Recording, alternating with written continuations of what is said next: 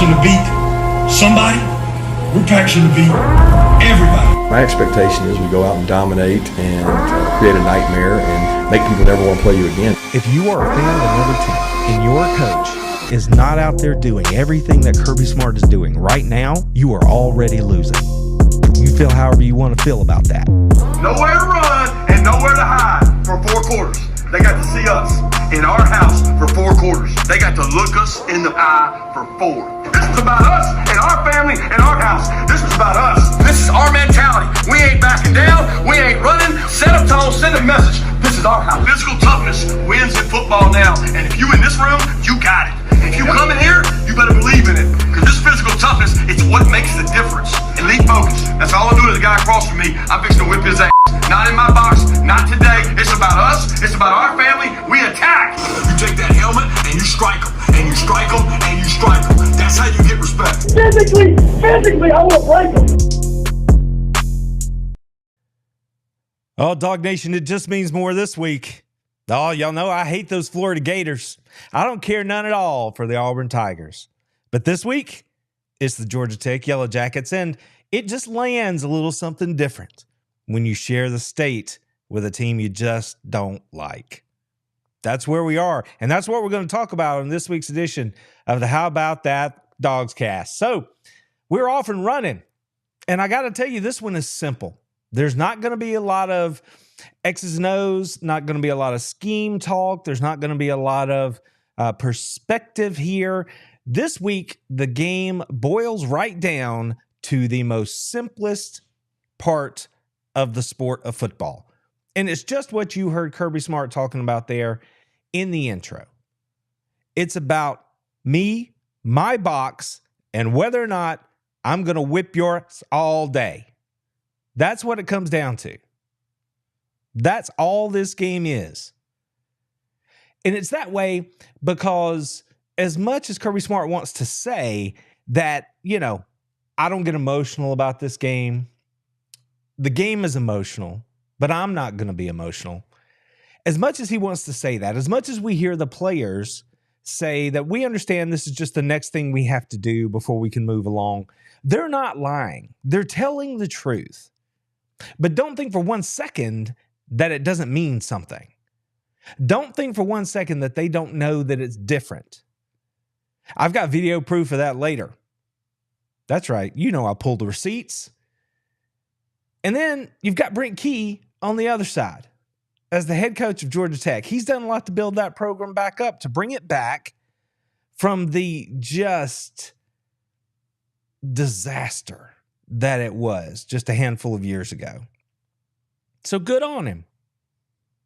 And frankly, I don't personally have anything against the things that Brent Key has said about the University of Georgia.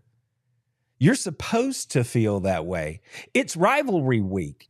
There are players all across the country saying things about the opponents that they're playing this week because it's rivalry week, because that's how you're supposed to feel, especially if you are a player from the state that is involved in this rivalry game. Because sometimes you have, rivalries that are not inside the same state. But when you are in the same state and you pick one school over another, there had to be a reason for that. And I understand that in today's world, the more calloused among us might say something like, it's all because of NIL or whatever. No. At the end of the day, in the back of your mind, there's something that made you choose one school over another, and you are going to feel some kind of way about that. And that's how it should be. That's how it should be. I grew up, and the first part, and I grew up in North Georgia.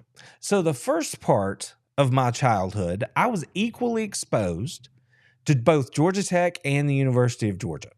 I had multiple players from my high school who I idolized wind up going to play for the Georgia Tech Yellow Jackets.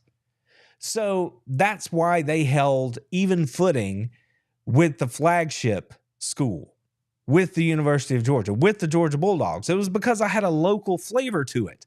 Sort of gave them extra points, right? I wanted to see the local kids do good. And they happened to be playing for the Georgia Tech Yellow Jackets, won a national title with the Jackets way back in 1990. So I had Georgia Tech influences and Georgia influences. Now, my family were Bulldogs, every last one of us. My county where I grew up in Northeast Georgia, that's a Bulldog county, okay? There are a few techies sprinkled in along the way, but that's a Georgia red county. And I had the opportunity to see both sides of the fence, but I definitely had people saying it's all dogs, right? Everybody bled red and black where I come from. Then I got into high school and I started thinking about where I was going to go to school and what I was going to do and what the rest of my life might look like. And at the end of the day, I didn't have any disdain for Georgia Tech based on the academics of it all. I respect the school. Wonderful school. Great at what they do. I have family members who went there. Okay? But when I looked at my future and I looked at the things that were important to me and the atmosphere and the campus life and just all of those things, there was only one place I was going to go. And that is the University of Georgia. And from that day forward, if I hadn't already been a Bulldog, low-key I was, but if I hadn't already been, I was Georgia Bulldog from that day forward the rest of my life. Graduated from the university, thankful to the university on this week that we're giving thanks that the University of Georgia has provided me with an opportunity to live the kind of life I want to live. It has changed the trajectory of my life attending the University of Georgia. So yes, I bleed red and black. I am Bulldog through and through. And this week, it just means something different that we're going to play the Georgia Tech Yellow Jackets. But before we can get to that, I want to talk to you about the news that you can't escape this time of year. The College Football Playoff Committee released their fourth set of rankings this week, and I have to touch on them and just let everybody know, in case you're living under a rock, that the Dawgs have moved up to number 7 in their rankings. I don't even think we should really call it a ranking. I think we should call it more like a vibe check or something, because they don't mean anything. It's just this week, the committee is like, yeah, I'm feeling this sort of way about this team. And I'm feeling that sort of way about that team. And that's how you end up with a field that looks like this. The rankings are on the screen for those of you watching here on YouTube. Like I said, the Dawgs check in at number 7. The bracket shook out this week in such a way that if it were to end up this way, which it won't, Georgia would play Tennessee hosting that game in their first playoff game. Now, again, these rankings don't matter. This is a vibe check. What are the vibes around Ohio State? What are the vibes around Alabama? What are the vibes around the University of Georgia or Notre Dame or whoever? Pick a team. But we have to touch on it because it's all anybody wants to talk about. And that's okay. If you have any feelings about where Georgia's sitting in this fourth set of College Football Playoff Committee rankings, please drop them in a comment below. Let me know how you feel about it. Because like I said, it is absolutely the news of the day, the news of the week, or at least the first part of the week, because it's Wednesday, it's hump day. That means that we are downhill to some clean, old-fashioned hate. Like I said, I, for one, am here for it. The head man down at Georgia Tech, Brent Key, well, he's had some things to say about the University of Georgia. And like I said, I don't hold it against him. He played at Georgia Tech. He played against my Georgia Bulldogs. And last summer, he says, there's nothing I hate more in the world. It's probably the only thing I hate. When I say hate, like truly despise everything about it, I really do. Okay, fair enough, Brent. Like I said, I don't hold that against you, buddy. I don't really care for Georgia Tech anymore either. And that's fine. And if you're a competitor, if you actually put on the old gold and blue and you took the field of battle against my Georgia Bulldogs, I wouldn't expect you to feel any other kind of way. But he has built that program up in a way a good coach does. In a way that he's made it very clear what it is as far as expectations are for him and his program, especially when it comes to playing the University of Georgia. They're going to play hard-nosed. They're going to play tough. They're going to play physical.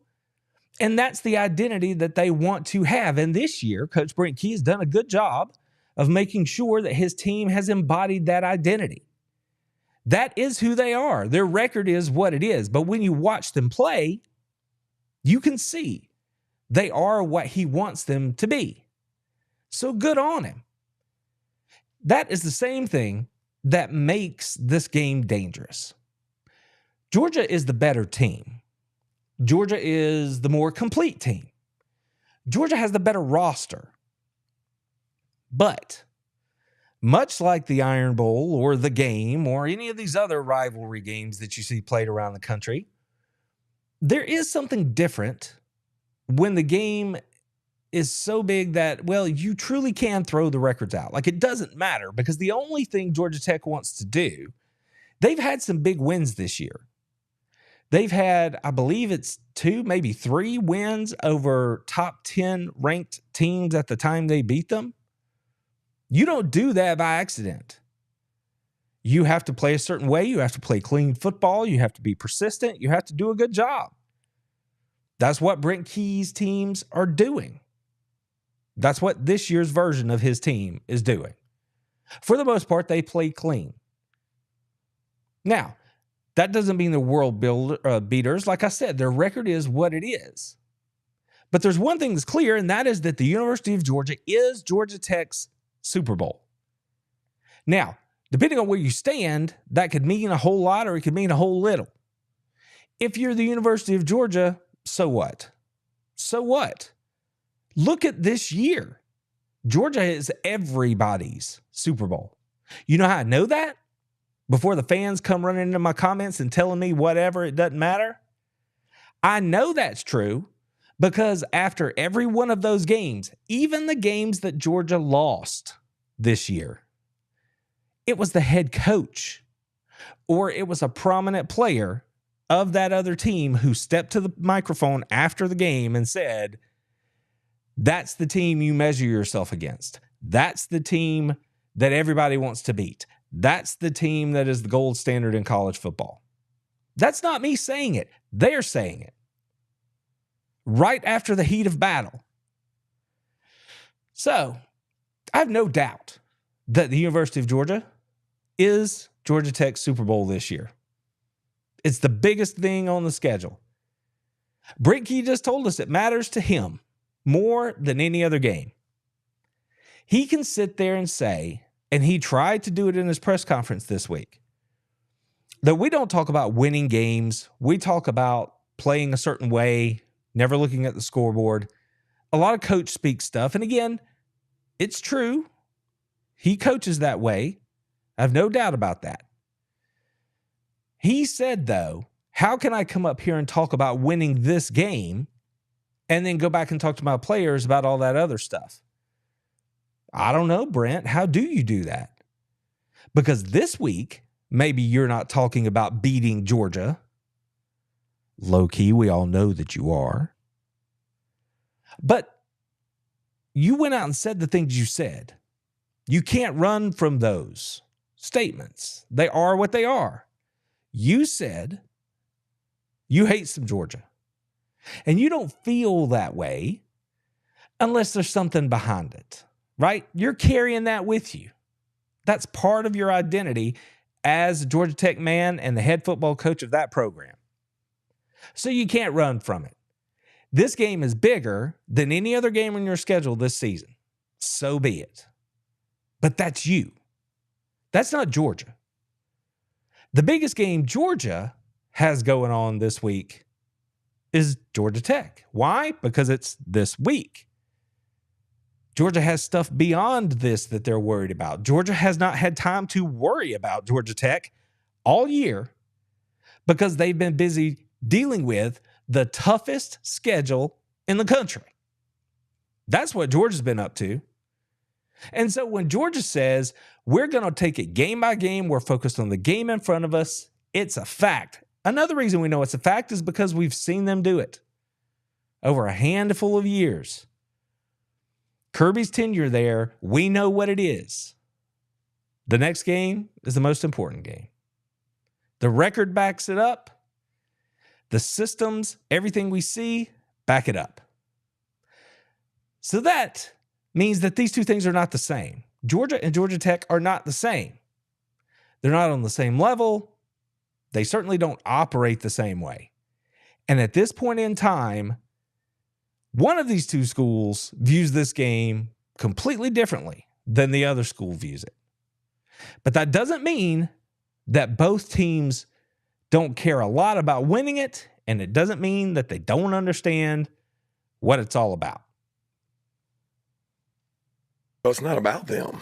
I mean, I don't. No offense. I mean, I do agree with everything you said. That has changed, but it's not about what they think. You know, it's about what we think and how we play. We have to control that. We have to have a seeking contact attitude, an enjoyment of a street fight. And, you know, not everybody loves that. So it's one of those things that you find out a lot about yourself when you get to play a really physical football team like these guys. So that's what we focus on is us. He told you right there. The man told you. He told you, yes, we respect who and what they are. We are focused on us. It is about us. And he told you this is the kind of fight it's going to be. A street fight. Bare-knuckle brawl. Why? We know that because we've seen them play each other since Brent Key has taken over as head coach. That game last year was never truly in doubt, but Georgia Tech hung in there. They threw some punches. They landed some swings. They fought hard. It was a physical game. That's what this one's going to be because they take on the identity of their head coach. That's how you know that Brent Key is a good head coach.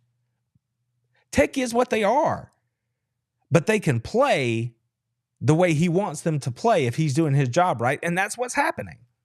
And this guy right here, Haynes King, that kid's a gamer. He is going to come between the hedges and do everything he can to walk out of there with a victory that ruins Georgia's season, or he's going to do everything he can to ruin Georgia's season. He's tough. He's going to run it. He can throw it. He is a threat. And he is the embodiment of everything that head coach Brent Key wants that team to be. The thing is, he's not alone. There are other players on that team that can make plays. And coach is absolutely right. This game questions everything as a player. It makes you question everything that you are. Are you about it when it's physical?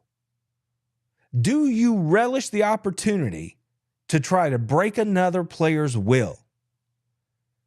That's what the game is.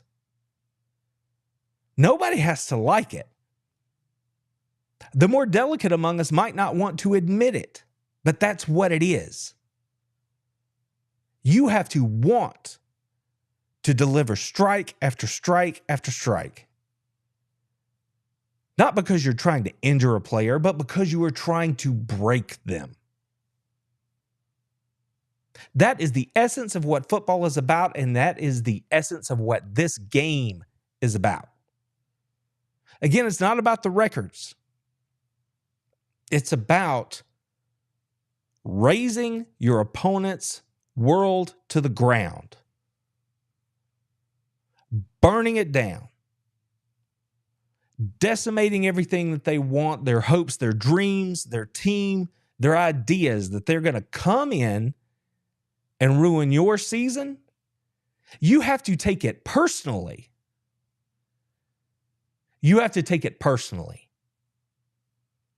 That's the attitude that you have to play this game with. It requires nothing less than complete and total commitment to being physical for 4 quarters. At some point, the dam will break, the tide will turn, and we will know who's going to win this game. And when you're watching it, be sure that you're watching for that physicality. Be sure that you're watching, not for the stupid stuff, not for the stuff that's going to get you flagged, not for the stuff between the whistles, but watch for the stuff that runs right up through the last echo of every whistle. That's the kind of game this is going to be. And every Georgia Bulldog had better saddle up and be ready to ride for it, because that's what it is. When you look at Georgia and you look at a guy like Carson Beck, this is one of those games where his attitude is everything. Just like we saw against Tennessee. When he decided he was going to involve himself more directly in the game by pulling it down and running with the football, it changed everything. It changed everything for the way he viewed that game. He was able to throw off all the shackles that he had put on himself over the course of the year and play free. And when he played free, he's a different animal.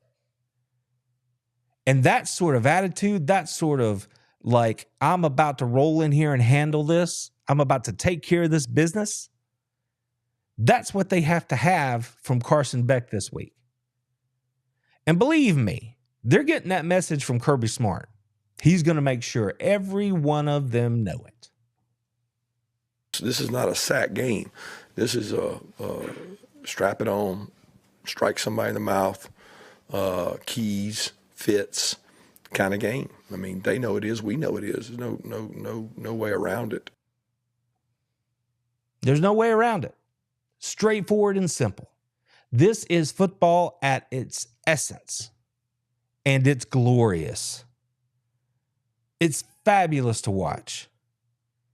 So it doesn't matter if this game comes down and we're in the fourth quarter and it's tight. It doesn't matter if we find ourselves heading into the third quarter and the Dogs are up by 24. It doesn't matter, because what it's about is destroying your opponent. That's what it's about. So you can say that you did it. So that you accept, own, and know that you are one bad dude. That's what it's about. That's what it's about. And it's good because they're going to have a national stage. They're going to have a primetime audience on Black Friday after everybody has been up all day, out shopping, doing whatever it is you're doing. They've had too much food over the last 48 hours. All they want to do is kick back and watch football. They're going to be watching Georgia. It's a big game because Georgia's in it. And this is an opportunity ahead of those rankings for the Georgia Bulldogs to remind everybody exactly who and what they are. So come on in, Georgia Tech. We expect your very best. But you need to understand that these Georgia Bulldogs and Kirby Smart know exactly what they're walking into. And I get that the students are out of school, and again, this is a holiday weekend. But I'm hoping that the fans that are in the stadium on Friday night, I hope they feel it too. Because this is the kind of thing where you have to get your mind right. You got to set your jaw, step in there, and take on all comers.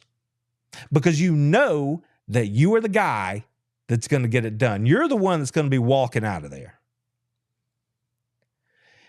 In years past, a common phrase among this Georgia Bulldogs team has become lock the gates. They took that mentality with them on the road last year when they went up to Tennessee. Right? Lock the gates. Ain't nobody safe. That's what this game has to be. That's what this game is. And if Georgia's going to win it, that's the way they're going to play it. No mercy, no quarter. We welcome the fight. So Brent Key, you keep talking your talk, buddy. Keep building your program. People tried to come at me this week and say, you don't want Georgia Tech to be competitive. Because once they're competitive, eventually they're going to mess around and win. Okay. Why do you think we play the games? Who wants a 30-point victory? Who wants a garbage time game every year? Nobody. Not if you're a real competitor, not if you're a real fan. You want a game that's going to make you be like, that's a good team over there. And when it's over and your team wins, you want to be able to go, that's a good win right there over a quality football team. Now, I'm just going to shoot you straight. I don't care for Georgia Tech at all.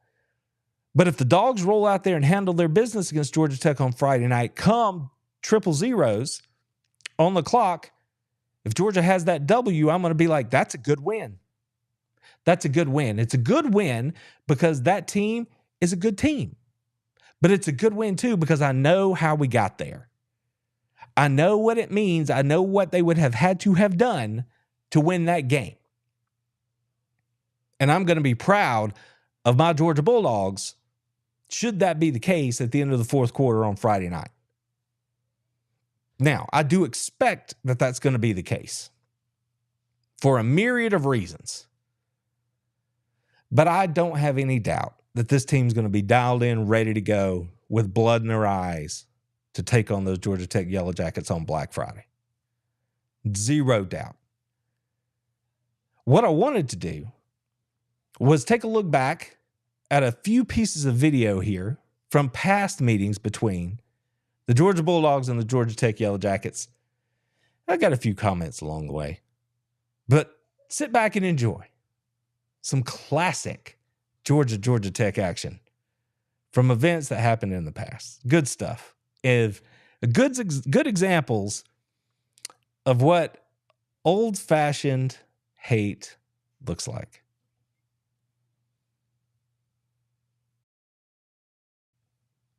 Now, this is from 1993. Garrison Hurst, sophomore out of Lincoln County. Look at him doing his thing against those Georgia Tech Yellow Jackets. Who remembers that one? That's some good stuff right there.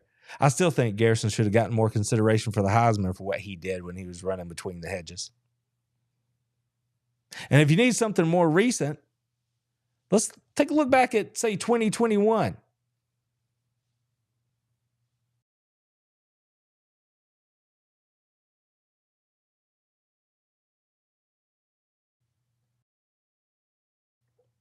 Fellow by the name of Brock Bowers showing us a little something. Showing us, as a true freshman, just exactly what he was all about. That's pretty special. Little did we know, I mean, we knew Brock was good by this point, but little did we know that he was going to turn out to be one of the greatest of all time. In my opinion, the greatest tight end to ever play college football. But I'm showing you this to set up my favorite call. 1997, I, along with Kirby Smart, Mike Bobo, Hines Ward, seniors at the University of Georgia. One of my favorite Larry Munson calls of all time, and one of my, if not my, favorite Georgia Tech victory over the years. This one is an all-timer. Right down where it was on the 8-yard line. Here we are, only 14 seconds for 8 yards. We spread 4 men out. The ones in the right are kind of wide. Stafford pointing at the defense or center. Shotgun Bobo. Bobo going to take it and look and throw it in the corner. And a touchdown! Oh my God! A touchdown in the corner! My God! In the corner! Oh my, it couldn't have happened! 27-24, it flashes up. You talk about a stupid miracle. Our heart that was torn out and bleeding, we picked it up and we stuck it back inside. I can't believe this. We won 27-24, and at the end we had no business winning this game. Right down where it was on the 8-yard line. Here we are, only 14 seconds for 8 yards. We spread 4 men out. The ones in the right are kind of wide. Stafford pointing at the defense or center. Shotgun Bobo. Bobo going to take it and look and throw it in the corner. And a touchdown! Oh my God! A touchdown in the corner! My God! In the corner! Oh my, it couldn't have happened! Now take special notice. 27-24, it flashes up. You talk about a stupid miracle. For the Our heart Georgia, that was torn out and bleeding, we picked it up and we stuck it back inside. I can't believe this. We won 27-24, and at the end we had no business winning this game. He and I were both right down where it seniors that was year. on the 8-yard line. Here we are, only So when Kirby 14 seconds tells you for that he 8 doesn't get yards. emotional We about spread this 4 game, men out. The ones in the right are kind of you wide. can't Stafford believe it. pointing at the defense or He center. knows Shotgun Bobo. what it's all Bobo about. going to take it and look and throw it in the corner. And a touchdown! Yes! Oh my God! A touchdown in the corner! My God! In the corner! Oh my! It couldn't have happened. 27-24. It flashes up. You talk about a stupid miracle. Our heart that was torn out and bleeding, we picked it up and we stuck it back inside. Now, I want to make sure that you can hear what I'm saying here, because this game, again, me, Bobo, Kirby Smart, Hines Ward, Robert Edwards, we were all seniors this year. Well, Robert, I don't remember if he might have been a junior. It doesn't matter, though. This was my team. This was my University of Georgia team. And when Bobo hit Corey Allen there in the corner, this is one of the greatest calls, one of the greatest moments of my life as far as Georgia Tech is concerned. Look at this kid right there, number 16, wearing the red and black. That's Kirby Smart. You see how he's reacting. So don't think for 1 second when Kirby tells you that he doesn't get emotional about this game or that it doesn't matter. Don't let yourself believe that it doesn't matter to Kirby Smart. Just like Florida, he knows what this game is about. He gets it completely. And I am just happy to be able to say that I too was a senior that same year, and we sort of share this victory together as Bulldogs. But this one, right up there, and easily in my top 10, maybe in my top 5 of Larry Munson calls of all time. But look at 16, Kirby Smart. Look at that. Tell me that dude isn't fired up. Tell me that he doesn't care about how this thing goes against Georgia Tech each and every year. Coach Mark Richt reset the rivalry with the Georgia Tech Yellow Jackets. He let everybody know that we run this state. But now it's Kirby's, and he's going to keep it rolling. One more time. We spread 4 men out. The ones in the right are kind of wide. Stafford pointing at the defense or center. Shotgun Bobo. Bobo going to take it and look and throw it in the corner. And a touchdown! Yes! Oh my God! A touchdown in the corner! My God! In the corner! Oh my! It couldn't have happened. 27-24. It flashes up. You talk about a stupid miracle. Our heart that was torn out and bleeding, we picked it up and we stuck it back inside. I can't believe this. We won 27-24, and at the end we had no business winning this game. Right down where it was on the 8-yard line. Here we are, only 14. Our heart was ripped out and bleeding, but we pick it up and we stuck it back inside. Had no business winning this game. Man, I miss Munson. That's one of my favorites. I'll tell you one thing I don't want y'all to miss is the fact that we have a podcast here that is also an audio podcast. So I appreciate you guys being here with me on YouTube. If you follow here, thank you so very much. Double check, make sure you're subscribed to the channel so you don't miss any of the cool stuff we've got coming up over the next few weeks. Lots of new content coming.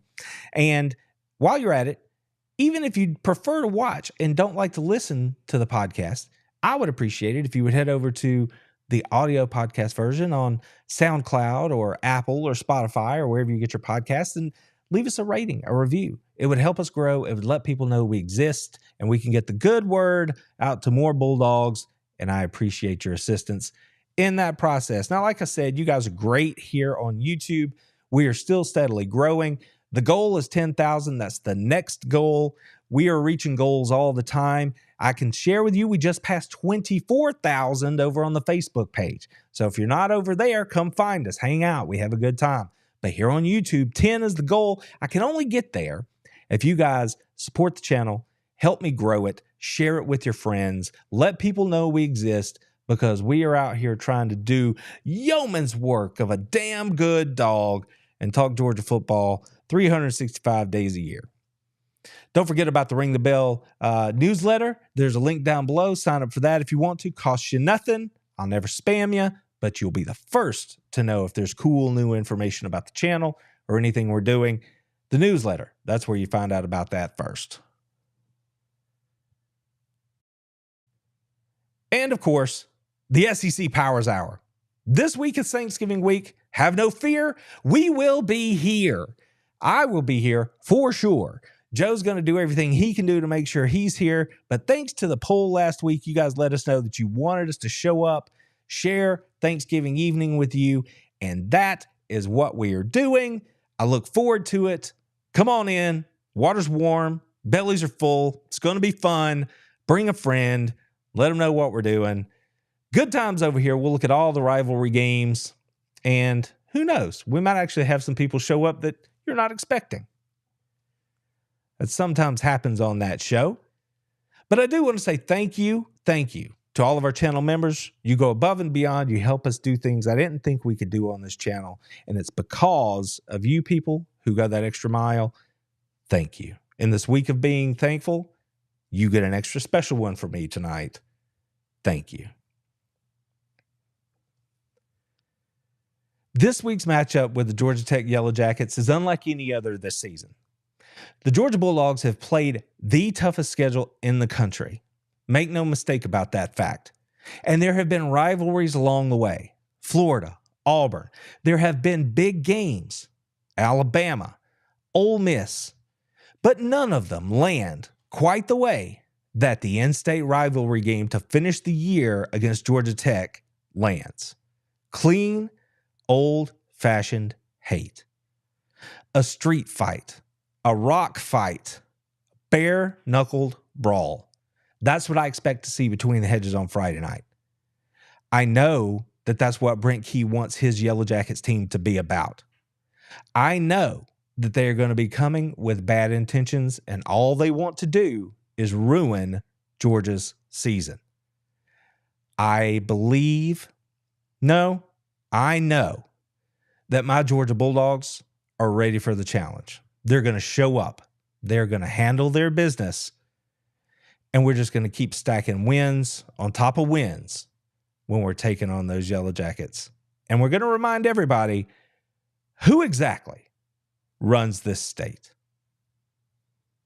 Until next time, you guys enjoy the holiday week. Take care of your friends. Take care of your families. Take care of yourselves. Take care of each other. And go Dogs!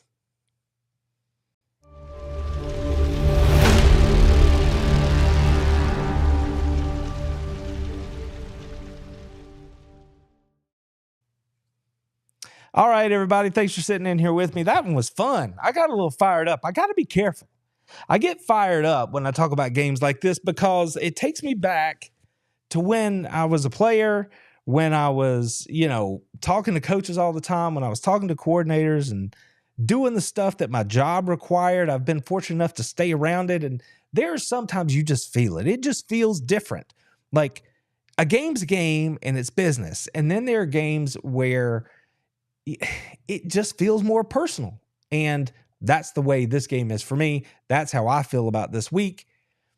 I think it's going to be a really good one. And I appreciate you guys sitting in here with me and listening to my opinions as we get ready to take on the Yellow Jackets this Friday night. So I feel like we should do a little bit of, just a little bit of overtime here, just to see check the vibes, see how everybody's doing. I did want to ask you guys, and you may have touched on it already. I see a lot of folks in here. Thanks so much for being here with us, guys. I appreciate it. I want to take a second. I saw this right here, and I'm going to put a comment on the screen because sometimes I'm going to be honest with you. This is a phrase that just gets tossed around. Like, people use the word, man, that's amazing, or it's unbelievable. It's not unbelievable. We see it a lot, so people can be hyperbolic sometimes. And that's fine. We're all human. I'm not even talking about that point. I'm just using that as an example. But there's a comment here that was left in the chat that I want to take just a second and explain why it means something to me. So Kimberly Ann, who I have gotten to know a little bit more through Instagram. So Kimberly, thanks for checking us out over on the gram, over on IG, for hanging out with us over there. See this comment? Damn good dog. Thanks, Kimberly. Thank you. I appreciate that. Because I believe you're probably not tossing that thing around too cavalierly. I think you mean it when you say that, and I want you to know I appreciate it. There was a point in time when I was at work in the newsroom every day. Now I work a lot from home and on location, so it's a little bit different. But when I was in the newsroom all the time, we would sit around and talk about football or whatever was in season, but all of us love football and we all had our teams and we would talk about it all the time. And it got to a point when we were in the newsroom having chats and stuff, everybody knew. They knew that I wasn't just a Georgia fan. They knew it wasn't a casual fandom, right? They knew that I loved the university. They knew that I loved everything about the university. So that meant the college football team. That meant the other team sports. That meant academic successes, right? I was a fan of all of it, and I was proud to be associated with the University of Georgia. And it got to a point where someday we were having a conversation about this sort of thing, what are fans called or how do you refer to each other? And of course, everybody sort of knew the damn good dog thing, right? Because of, let's face it, Uga, he's quite famous. I mean, he's only been on the cover of Sports Illustrated. He's only been named the greatest mascot of all time, right? So everybody knows about Uga. And a lot of times when people talk about Uga, they use the phrase, that's a damn good dog. Well, then obviously fans, that gets put on us. And I was like, yeah.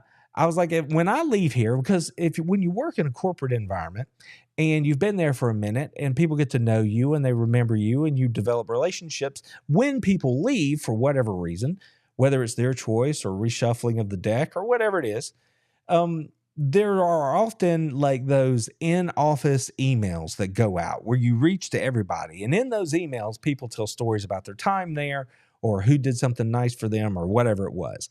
I've been fortunate enough to work in an environment where the people actually care about each other and friendships were real. And so when people would leave, they would share stuff like this. And I told them once upon a time that if I ever had to leave, whether it was my choice or whether, corporations get bought out all the time and reshufflings happen, I said, if I ever have to leave, then I really sincerely hope that when you think back on me, that you would consider me to be a damn good dog, right? I said, I would appreciate that because that means I would have done something right, which means I could have been a professional, right? Done my job day after day after day, shooting it straight, telling it like it is. And yet you would still know that I was a Georgia Bulldog because of the way I did my job, but also because of the way I cheered for the university in every way, right? I said earlier, I am thankful to be a graduate of the University of Georgia because of what it has afforded me.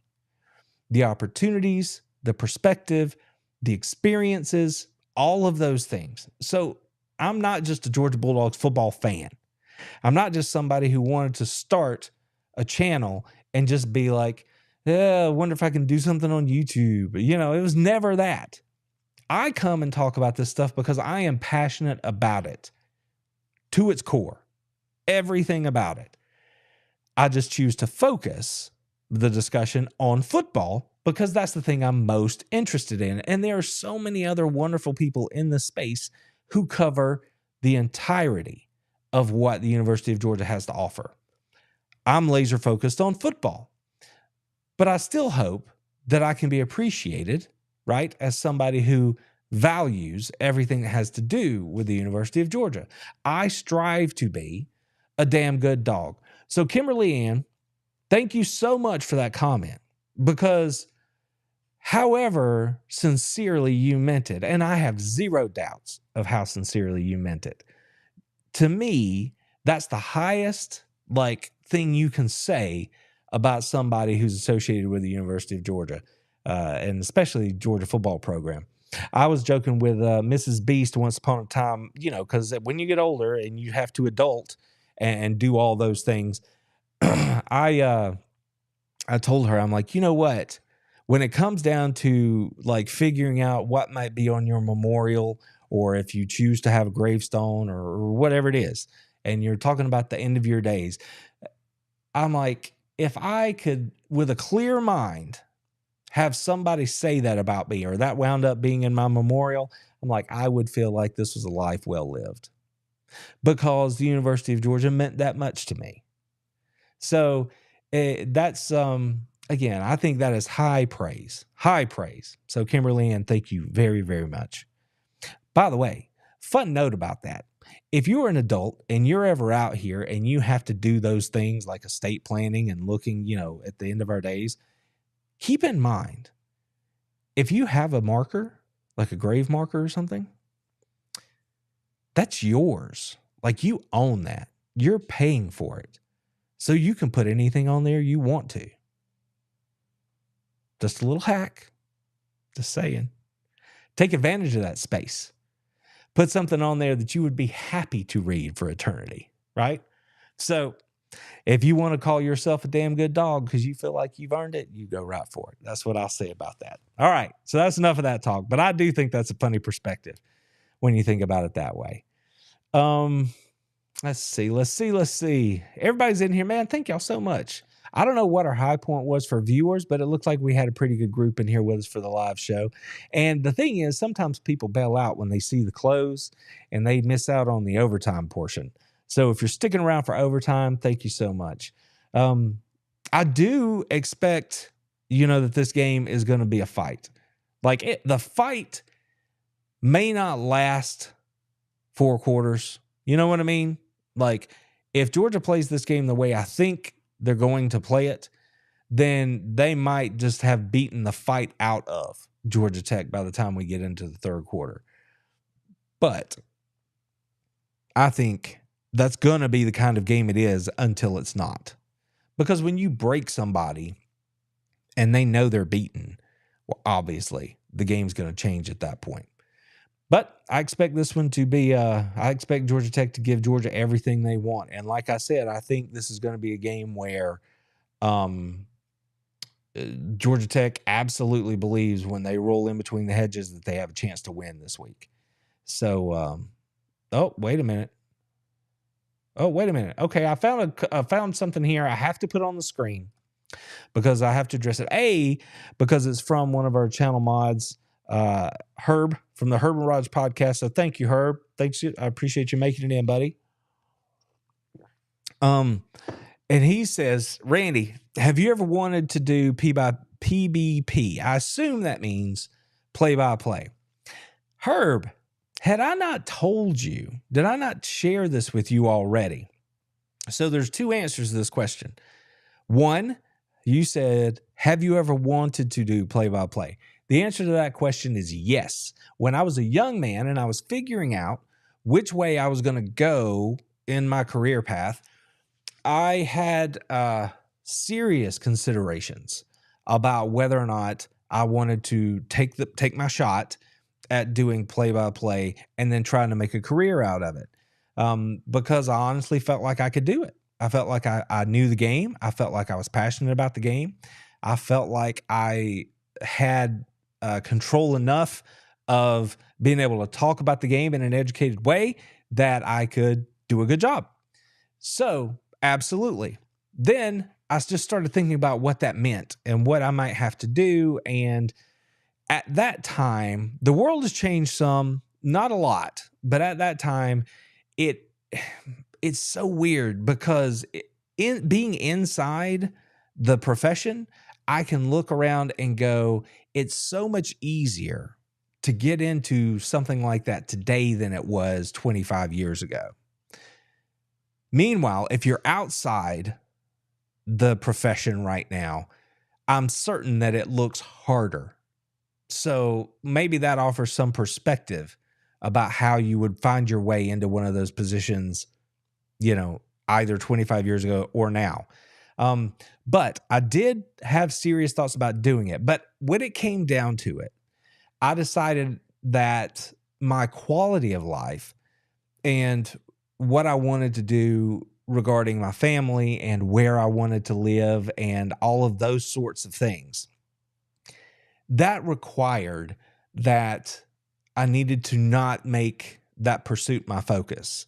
And so I pursued a different avenue inside the profession with the idea, and this is something that I sort of got my head around really good in my late 20s and I was around 30, with the idea that I'm making up the rules. Nobody else is. It's all dependent upon how hard I want to work. So if I want to pursue that sort of work, I can still beat the bushes and try to make that happen, right? It's just that I'm choosing to not make it my career focus. And so that was the plan. I'm like, I'm going to try to do it, see if I like it, so on and so forth. And I'm happy to report that in 2007, that's exactly what happened. I was a play-by-play guy right alongside my brother Joe. Joe was my color man. And we were doing play-by-play for local high school football on a local radio station. We were the flagship for that school. We signed up with them, and they had only had a football program at that point for about 5 or might have been 7 years. And they had never made the playoffs or anything like that. And then Joe and I decided we were going to roll in there, and we brought in the production that we know how to do. And that's why we got hired. I called the guy up and said, hey, do you have anybody who's doing it?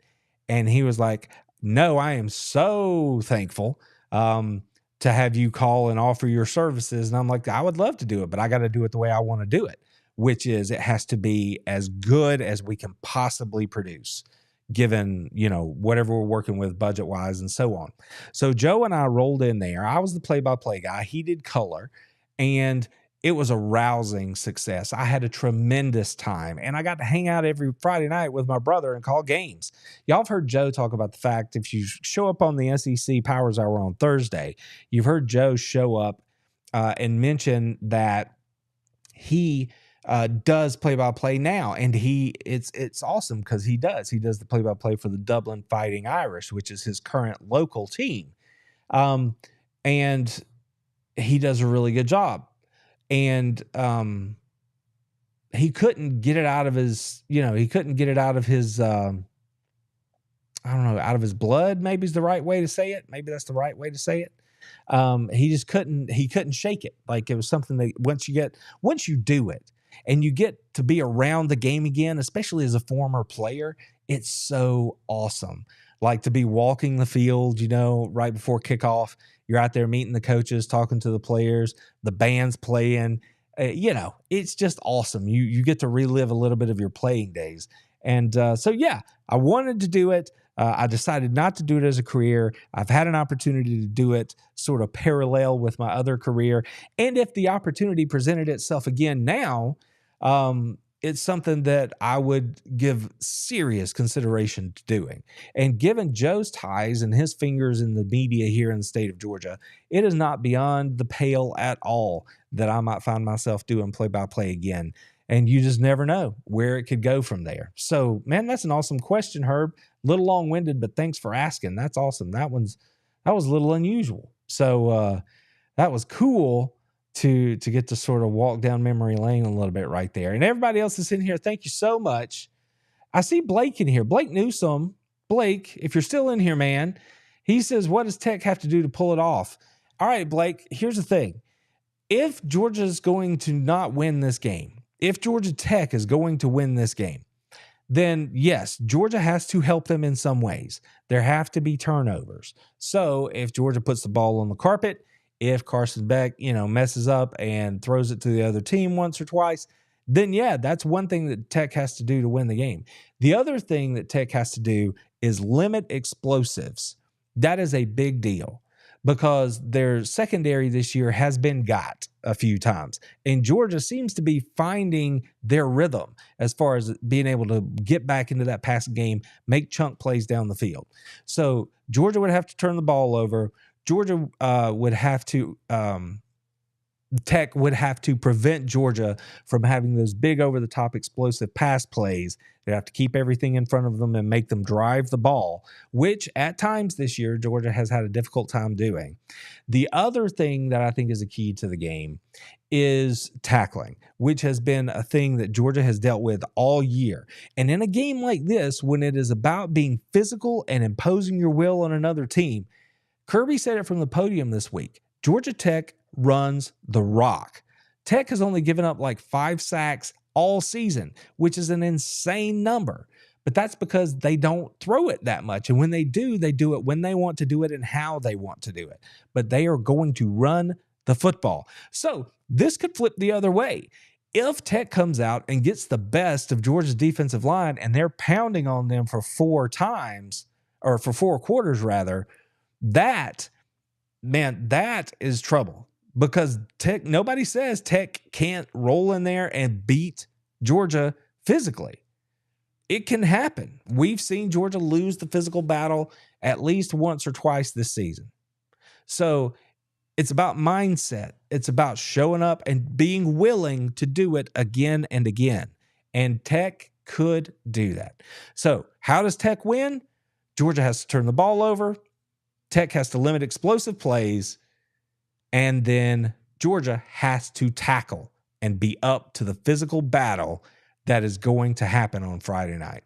If Georgia doesn't tackle well and Georgia Tech starts to hit them for seams, and then it gets harder and harder to win that physical battle for Georgia on the defensive and offensive lines, that's the way Tech gets it done. So there you go, man. Blake, I didn't see it till now. I'm glad I did. I hope that answers your question. I hope you're still here, buddy. Thanks for sitting in here with us. And thanks for playing nice in the chat. It's one of those things I tell people all the time. Everyone is welcome here until you make yourself not welcome. And you do that by being a jerk to the people in the chat, or, spamming or something like that. As long as you don't do stuff like that, then me and the mods, we are cool as the other side of the pillow with having you hang out and join the conversation, because it really does, I think, add something to be able to come in here and talk about the games in a rational, nice way. And here's my lady, Kimberly Ann. Absolutely, Randy. It's a special connection between UGA alums from one to another. Thanks for the shout out. You appreciate it. You are so welcome. I appreciate you letting me know. That's cool. That is cool. Jeremy Nix, I want to make it to an SEC championship game. Hey, well, here's a stat for you, Jeremy. If you're still here, this is something I thought about throwing this in the show, and I was like, I don't know if it fits right. It may fit next week, so I may do it in the lead up to next week. But this is Georgia's 12th appearance in the SEC championship game. And keep in mind, the game started in 1992. For the first 10 years, Georgia didn't see that game. Their first appearance wasn't until 2002. So there's been a 23-year history of the game, right? Or that's not right. That number's wrong. Sorry. But in the 23 years since the turn of the century, since Georgia made it in 2002, this is their total 12th appearance in the SEC championship game, and their 7th in the last 8 years. So as long as Kirby Smart is there, I think the odds are going to remain high that Georgia's going to be in contention to get there. So even if you can't get there this year, and there's still time, I know there are tickets to be had.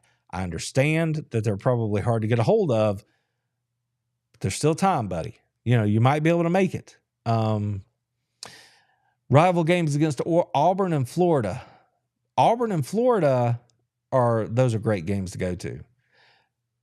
Being at that game, what year was it? I want to say it was 2001. I'd have to go back and look it up. I can't be certain. I'm going to say it was 2001, where Georgia was playing Auburn in Athens, and the Dogs were stopped inside the 1 yard line as time expired because of timeouts and not being able, to do what they needed to do. And Tommy Tuberville poked fun at Mark Richt at the end of the game because he was like, he's going to learn, and he was talking about time management, running the football, and so on and so forth. That game, being in the stadium that night and losing that game the way they did, cemented the Auburn Tigers as Mrs. Beast's most hated rival. Again, for me, it's the Florida Gators. I know people who think Tech is the team that they, love to hate the most. But for Mrs. Beast, it's all about Auburn. That's just the way she gets down. So, let's see what else we got going on here. Florida. I've been to Florida. I love Florida. Scotty, thanks, man. Damn good dog. I appreciate that. Sandra's in here watching on Facebook. Thanks for that. As someone trying to start up play-by-play calls and games for my alma mater, I love that question. Oh, great, Blake. Awesome, man. That's fantastic. trying to start up play-by-play and call games for my alma mater. You know, the thing about it, Blake, if you want to get into it, you have to, and this is going to stink because it's just the cold, hard reality of a deal like this. Keep this in mind. Everybody is jealous of what you have, but nobody is ever jealous of what you had to do to get it. Now, that's a quote from a fellow named Jimmy Carr, and I love it because it's the absolute truth. And it ties in directly to what I'm about to tell you. If you want to do play-by-play, then the first thing you have to do is you have to obviously know your stuff, right? You have to know your stuff. Backwards, forwards, sideways. You have to know what's happening, why it's happening, and what it means and why your listeners care. So that's the first thing. The second thing is you have to be willing to do what other people want or won't. Let me say it that way. And at the beginning, it's going to be so hard because people are going to want you to work for free. They are going to doubt your ability to do it. And they are not going to want to give you the opportunity because there are other people that they can say they've already done it and I trust them more. That's fine. 95% of those other people, though, had to do exactly what I'm telling you have to do, which is be willing to show up, be willing to take no for an answer, but keep working and keep telling people that's what I want to do and show them through the strength of your work why you deserve the opportunity. And you just have to keep trying. And it doesn't matter how big or how small where you start is, once you get the opportunity to do it, whether it's as a sideline person, you know, like on the periphery of a broadcast, whether it's as a color person or whether it's as play-by-play, if you go to your local radio stations, places like that, and you talk to these people and they say, yes, I'm going to give you an opportunity to do it, that's a feather in your cap, and then you build from there. So don't be afraid to hear no. Do not quit if you really want to do it, and just be willing to do the things that other people won't do, because at the end of the day, that's what's going to put you ahead. Persistence, effort. And you, like I said, you got to know your stuff. So there you go, Blake. I hope that helps, man. And if you have any other questions, for goodness sakes, Joe, my brother, on Thursday nights sits in with me. We do SEC Powers Hour. Not only does he call play-by-play for the Dublin Fighting Irish, but he owns his own radio stations. He has a team of people that are out there calling games in his region. So I think he had a game last weekend where he had the play-by-play radio guys for both teams calling the same game. But he had one team on one radio station and another team on a different radio station, right? But they were all working for him because he's worked out a system to have people out there doing the real work. So there are ways to do it. There are ways to do it. There are people like Joe out there who are looking for people to do it.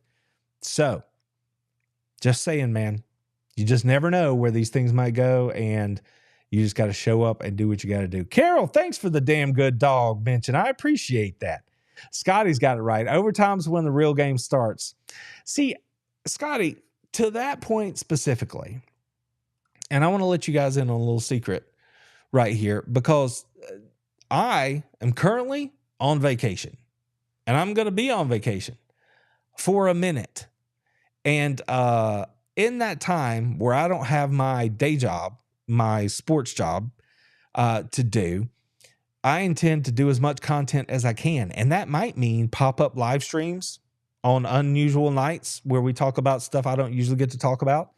So I because they're pop-up, I can't what's the word? I can't like tell you right now what all those things are going to be, but watch this space, because I'll try to let you know about it in advance. And hopefully we can do more stuff like this where we just back and forth interact. I talk whatever comes to the top of mind, and that's where we go. Not the podcast recording, right? Not the SEC show, but just one where we show up and do something like that. So I wanted to have framework, but a loose framework. You know what I mean? A loose framework. So, what's up, Combat Engineer? Welcome in. It's good to see you. Let's see. We're probably also both Braves and Falcons fans. Blake, now, wait a minute. You're talking about me? Me and you? Maybe I missed a comment from earlier somewhere. I'm not sure if that's me and you or if that's somebody else. But, you can let me know. Dr. Gonzo, first one in the chat tonight. It's good to see you, buddy.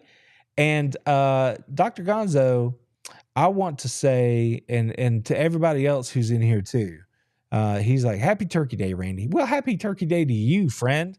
And everybody else, thanks for being here with me. Because I know, man, Thanksgiving is a busy week. There's a lot going on. And for you to take time to hang out with me here now, that's awesome. You know what I mean? That's awesome. So thank you so much. I wish you all a very happy Thanksgiving. I hope it goes the way you want it to go. You know what I mean? I hope everybody's happy, healthy. You travel safely. You get to see everybody you want to see. So there you go. Oh, what's up, Blake? Okay, cool. So you've had a couple of internships. You've got some stuff in your back pocket as a play-by-play person. Awesome. That's awesome, man. Just keep working it. I'm telling you. Like last year, I had Cellini on the show with me, and we talked about it. The Georgia season heading into last season, I had Cellini on here. He's a good dude. Obviously, you met him, I would presume, having an internship down there. He was a good dude. I worked with his brother, Vince, for a lot of years. So good family, good dude. Joe put me in contact with Nick. Like I say, I knew Vince. He put me in contact with Nick, and Nick was great to come on the show and talk to me about some stuff. So I hope that was a rewarding experience for you, Blake. Combat's got the Dogs winning by 3 touchdowns. I hope so, man. I hope so. What was the game a few years back where they hung 50 on them?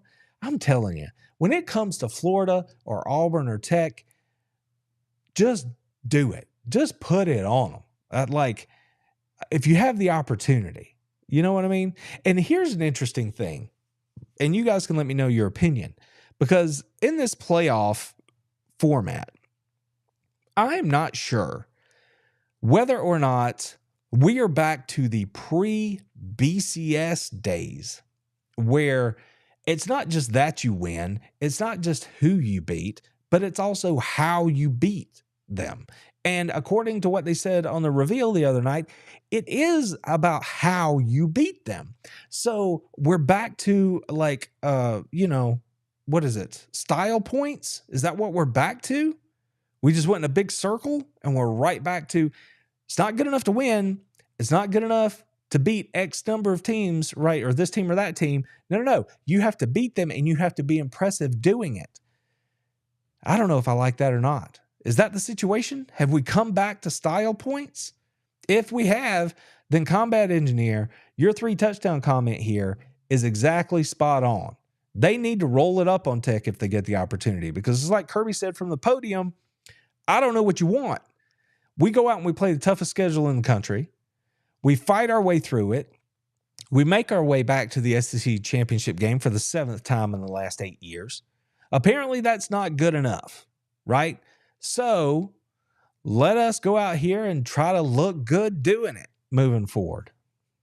I don't know how I feel about that, but I think you might be right there. I think they need to win by that many if they can. And I see you're from Lawrence County. Awesome. Maybe you know Joe. Joe Powers, kind of he's kind of well known down there. He's got his finger in a bunch of pies. So even if you don't know him, he spends a little bit of time over at the local car lot over at the Ford dealership there. So if you're just kicking the tires on a new vehicle or something, whether you buy one or not, I don't care about that. What I care about, though, is you could probably find Show over there. He'd probably say, "What's up, man?" And he'd take a picture, whatever. You never know. You might find a new car. That'd be cool. Who doesn't like a good car? You know what I mean? I see you guys being supportive of Blake in here. That's awesome. Awesome. See, Blake, that's what I'm saying, man. That's what I'm saying. See, you came in here as a Georgia Tech fan, and yet check out the chat. They're all like, Good on you, kid. Or, I don't mean to be disrespectful. Good on you, young man. There you go. And that's, that's why I love this chat. That's why I love this chat. These guys are doing great. Let's see. Style points. Scotty in here. Awesome. Jeremy Nix. Falcons, Chargers. Okay. That's the NFL. Darren Waller. Oh, yeah. Darren Waller. Man, he was awesome as a Raider. I'm a Raiders fan, and I loved him as a Raider. I hated to see him move on. I was happy to hear he overcame his issues. And then when he got traded, he got hurt. And I don't follow the NFL that closely, but I'm not even sure if he's still playing because he got a big contract. He got traded, and I'm not sure if he's still playing. So if you know, let me know. I would, dude, I'd love to hear that right there. Let's see. Dalton, Combat. Yep, I do. He needs to come do play-by-play for West Lawrence. Here's the thing, Combat. And I could be wrong now because since his children have been in school, his wife went to East Lawrence when she was in high school. He does play-by-play for Dublin because, that was his business down there. And he knows coach down there. And so that's where he's doing play-by-play. But if I'm not mistaken, his son goes to West Lawrence. He's a senior at West Lawrence right now, if I'm not mistaken. I think I'm right about that. His youngest son is in the Dublin system at the new school that they opened down there. I forget. It's got a series of letters. It's right beside the high school. It's like I don't want to say the wrong thing, like a specialty school maybe or something. But either way, I think his oldest boy, if I'm not mistaken, is a senior at West Lawrence. So you ought to go shake his hand and be like, hey, come on over here and do West Lawrence. He'd get a kick out of that. You tell him Randy sent you. So that way, if he gets cross with you, you tell him it's my fault. He won't, but that'd be funny. That would be funny. Okay. So got you, Blake. So he retired last year. Okay. Well, that's fine. Good on him, man. Like I said, he was great with the Raiders. Loved him with the Raiders. Tim, man, you were nice all the time. Can I just say that? Can I just say that Tim is nice all the time? When you show up, y'all, all right, this is my belly aching portion here. When you show up like this, when you show up on a platform like this, it's, people are always going to say what they're going to say. I have been so fortunate that over my time doing this over the last year and almost 2 years, so 1 3/4 years right now, I have been so fortunate that the overwhelming response to my presence here doing this has been so positive. And that makes you feel great. It makes you keep wanting to show up. It makes you keep wanting to do the things that you're passionate about doing. So I'm so thankful for that. But there's always people that just come in and try to submarine what you're doing. So they want to get in your comments or whatever. And even if, they'll do stuff in the comments with other commenters, or occasionally they'll say something about, me, and that's fine. I'm the one who chose to show up, but it can still, kind of bum you out. And then there are people who not only are positive and support the channel and subscribe, but there are people who, even if you choose to be a member, which Tim does, they still make it a point to show up under videos and under posts on the community page and things like that and just say good, supportive, positive stuff, whether it's about me or to the team or whatever it is. And I'm just saying, nobody has to do that. And I appreciate the fact, Tim, that you're one of the individuals that does that. And I want you to know that every time that I read one of these comments or anything from you, just know how good it makes me feel. And I appreciate it. And it helps motivate me to keep trying to do my very best. So thank you, Tim. I appreciate that. One more thing to be thankful for this week. And yeah, Hudson Mason. Yes, he was a good dog when he was in Athens.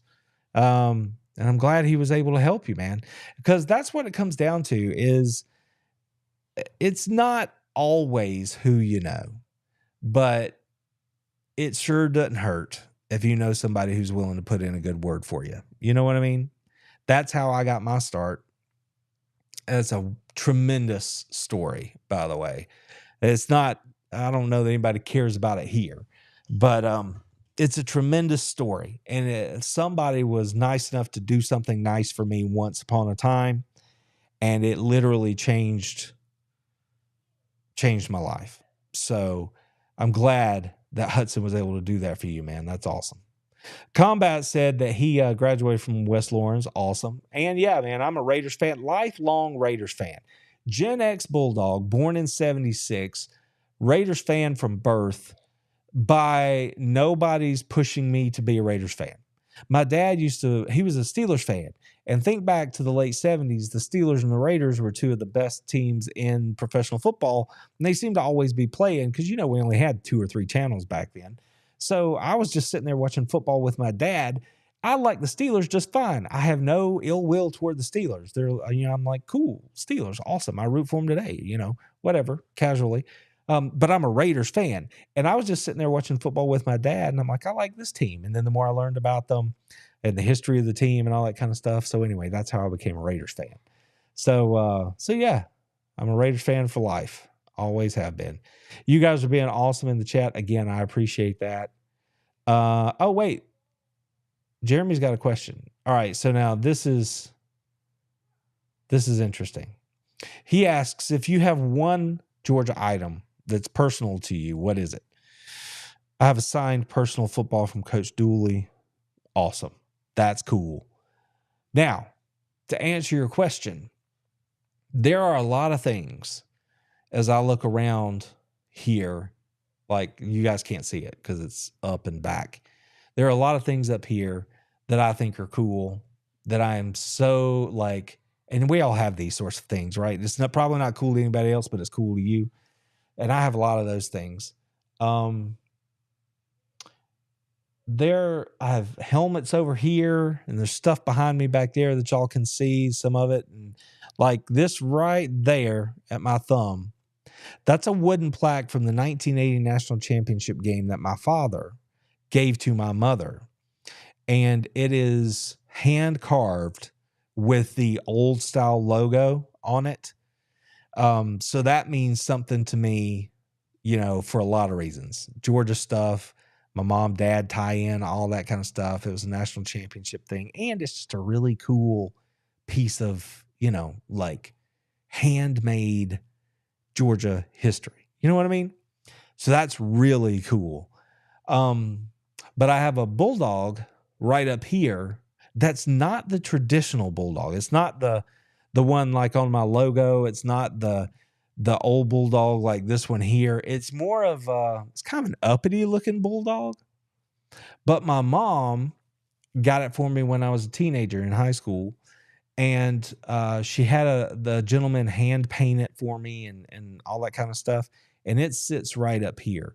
So one of those two things would probably be my